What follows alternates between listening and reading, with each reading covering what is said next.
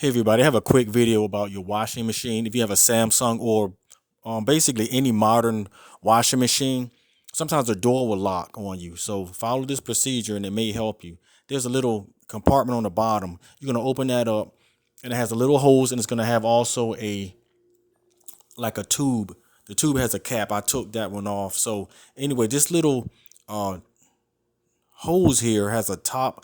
Unscrew that top off of it and you're going to get a dish or a bowl. I use some small trash cans. You're going to lay them to the side and you're going to unscrew that little cap off of that hose and you're going to let it drain out. What happens is the machine gets clogged up. You should be servicing it, I guess, about every few months, 3 to 6 months, and it gets lint and it gets hair ties and it gets plastic from candy wrappers or anything clogged up in the machine, and it locks itself. So there's a lid that's supposed to go in that hole right there. I have it off and I was cleaning it.